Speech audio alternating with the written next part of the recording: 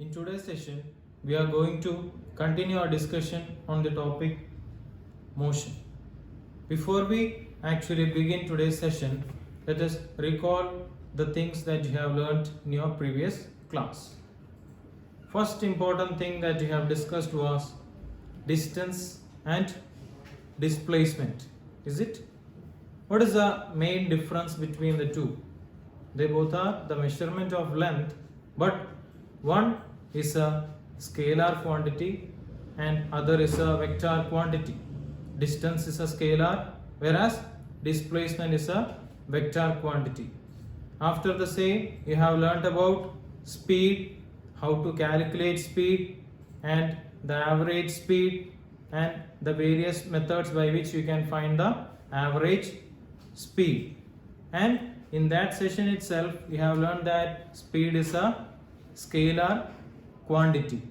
What is the vector version of this particular quantity? Speed. That is what we are going to study in this session. It is velocity. It can be defined as the distance traveled by an object in unit time in a given direction.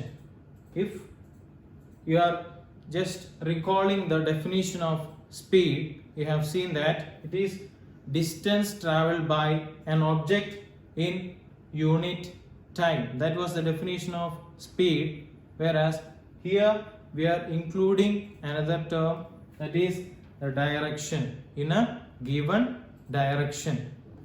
If you are including this direction, that quantity is called velocity and hence it will be a vector quantity. Hence velocity is nothing but speed in a particular direction. If you are specifying the speed and the direction, then we are referring it as velocity. Let us see the formula to find the velocity. It is displacement by the time taken, whereas for speed it was distance by time. Here velocity is displacement by time and hence it is a vector quantity. What is the unit of velocity? Before that, just recall the unit of speed. It was distance by time. What is the unit of distance? It is meter and time it is seconds, and hence the unit of speed will be meter per second. Similarly, for velocity also the units are, the SI unit is meter per second. Now let us see how there can be a change in the velocity. We have already come to know that the velocity is nothing but speed in a specific direction. So the variation in the velocity can take place because of the dependence on these two quantities. Velocity is speed plus direction, and hence the change in the velocity can take place because of the variation in any of the two quantities. First, it can be because of the change in the speed, and it can be because of the change in the direction, or in the third case, how can it be? Both the speed and direction can change. That is how there can be a change in the velocity. Speed and direction changes. These are the three ways by which there can be a change in the velocity. Now, in the previous class, when you have learnt about speed, we have seen the uniform and non-uniform speed. Similarly, in case of velocity also, the velocity can be same or it can vary. In that, first we will see the uniform velocity. When can you say that the velocity is uniform? There will not be any change in the magnitude as well as the direction. Only in that case we can say that the velocity is uniform.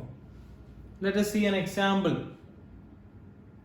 A train running towards south with a speed of 90 km per hour. Here the speed is given and it is 90 km per hour, and the train is moving in the southern direction, and the direction is also not changing, and hence we can say that the velocity is uniform. In the next case, non-uniform velocity. How can we say there is a variation in the velocity? There is a change in the magnitude of velocity, or there is a change in the direction, and hence there will be a variation in the velocity. It's an example. Let us see. A stone thrown vertically upward. What is happening there? When we are throwing the stone upward, it is moving in a one direction, but what is changing there? The magnitude of the velocity. As it is moving upward, the magnitude of velocity is decreasing, and hence we can say that the object is moving with non-uniform velocity. How do we calculate the variation in the velocity? That is, if we are taking 2 or 3 velocities, how can we calculate the average? And this can be done in 2 ways. Depending upon the information given, we can calculate the average velocity. In the first case, if the displacement is given, then the average velocity is equal to displacement by the total time taken. This is in the case of if you are given the displacement, then average velocity is equal to displacement by the total time taken. Sometimes you may be given the variation in the velocities, and that variation is taking place uniformly. As an example, let us see our object is moving with 10 meter per second initially, and after some time and fixed time it is moving with 15 meter per second. Later it is changing to 20 meter per second. So what is happening to the velocity in this case? It is changing, but there is a uniform variation in the velocity. In this case, how do we calculate the average velocity? That can be calculated as average velocity is equal to initial velocity plus final velocity by 2. If you are considering the initial velocity as u and final velocity as v, the average velocity can be written as v average is equal to u plus v by 2. Now let us make a comparison between speed and velocity. It is the distance traveled per unit time. It is a scalar quantity. It is always positive, because whenever we are calculating the distance and time, both these quantities are positive, and hence the speed is always positive.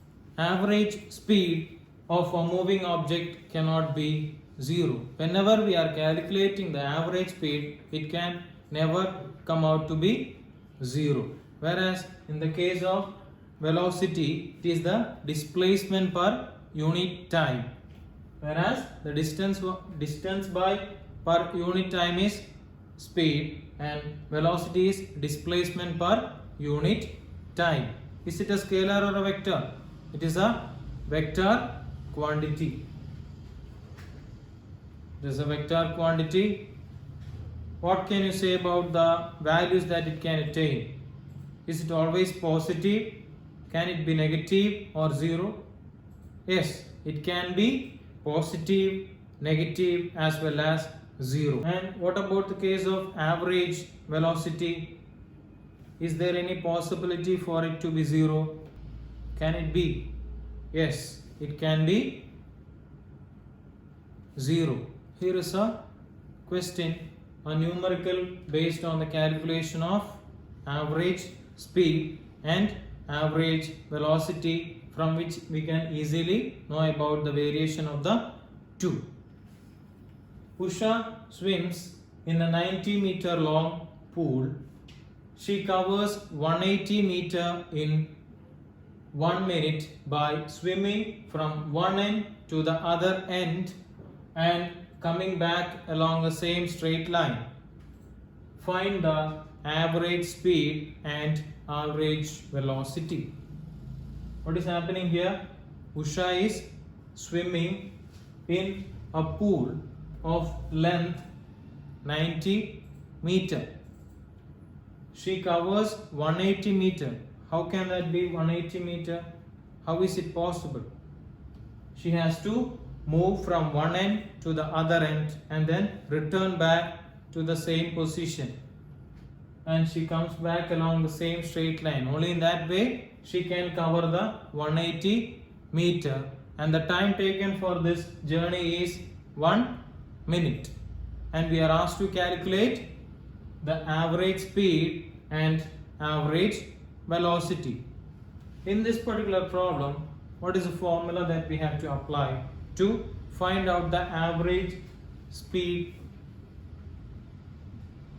It is the total distance by total time. Average speed is equal to total distance by the total time taken. What about the other case? We have discussed two situations of calculating the average velocity. In this particular problem, which type of formula should we apply? Here we are given about the displacement or the distance covered, and hence we have to use this formula.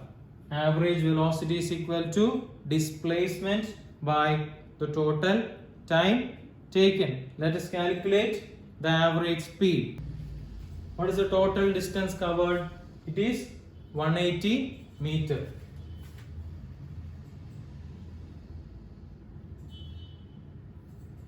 By what is the time taken? It is 1 minute.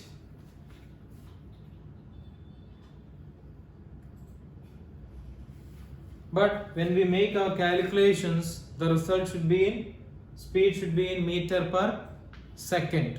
So we have to convert this 1 minute into 60 seconds. 1 minute is nothing but 60 seconds. So what will be the answer? It will be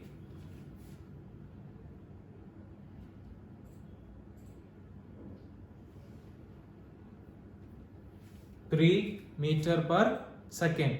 So the average speed in this case is 3 meter per second. Now let us calculate the average velocity.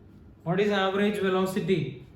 It is displacement by the total time taken. What is the displacement? She is moving from the initial point, going to the other end 90 meter, and then coming back to the initial position.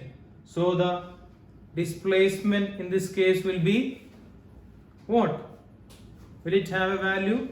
As the object is coming back to the initial position, the displacement will be 0. 0 by the time taken is same, 60 seconds. And hence what happens to the average velocity? As the displacement is 0, the average velocity is 0. So here the average speed has some value, but the average velocity is 0, and hence we can find out the difference between speed and velocity.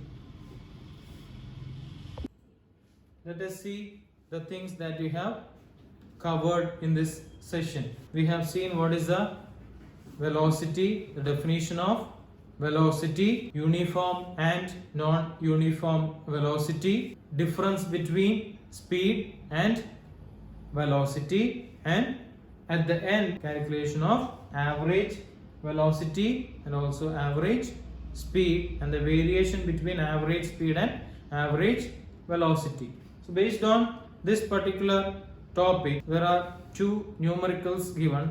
First one is, under what conditions is magnitude of the average velocity of an object equal to its average speed. And the second question, calculate the average speed and average velocity if the boy starts his journey from A and crosses B and C and comes back to A after 40 seconds. This is the path through which the boy travels. He is starting his journey from A, moving through B, C, D and coming back to A. In that case, what happens to the average speed and average velocity?